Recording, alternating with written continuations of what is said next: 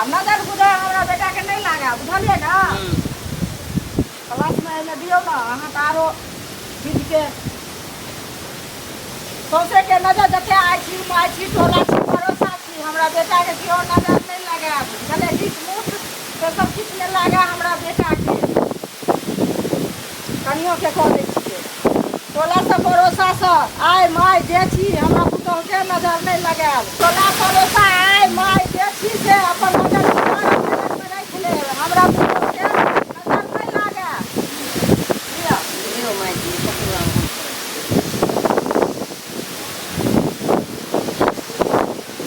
ये तो छैयो ना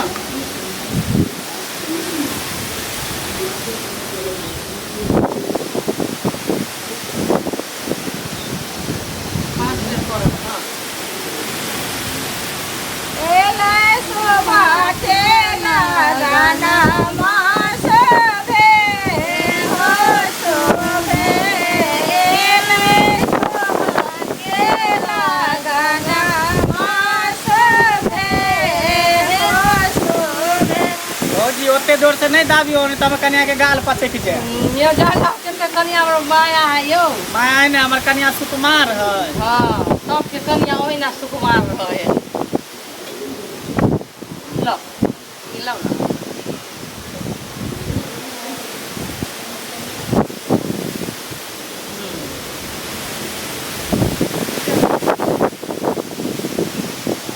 नजर गुजर डीत मोट अरसिन के पड़ोसिन के अहल्ला के मोहल्ला के सब चल जा पाके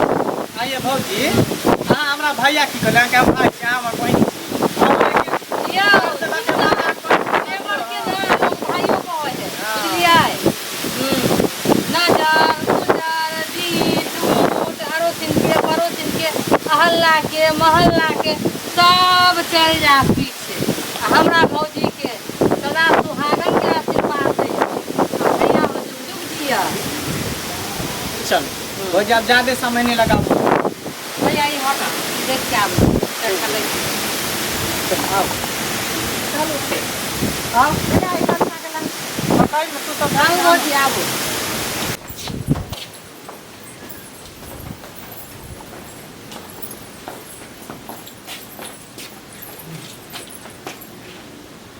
जाओ बुआ लनी ई तक हिनकरा अहाँ तखन से कहै छलियै भौजी भौजी ई अहाँके कहै छथिन भैया भैया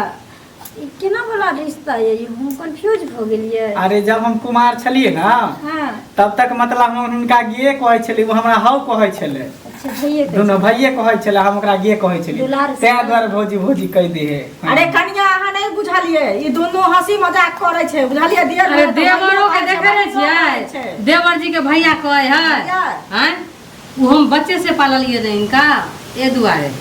चल खैर छोड़ू ई सब की भौजी जाय छी अब आराम करे ठीक है जाओ पर थक गेली हन ठीक छै जाओ आराम जाओ करो कनी आराम कर लियो चलो अपना सब काम काज करबै चलो सुनिए ना कहू ना ऊपर घुसक जाओ ना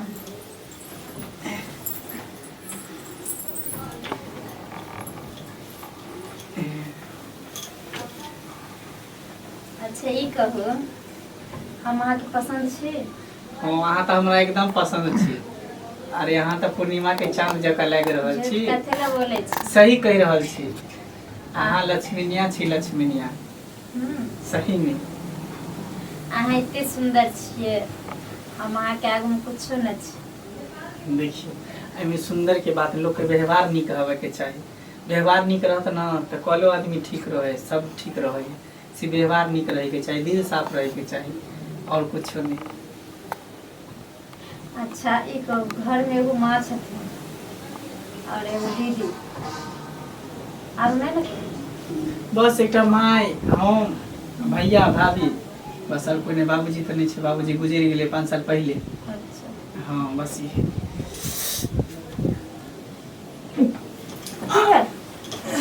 की भेल की भेल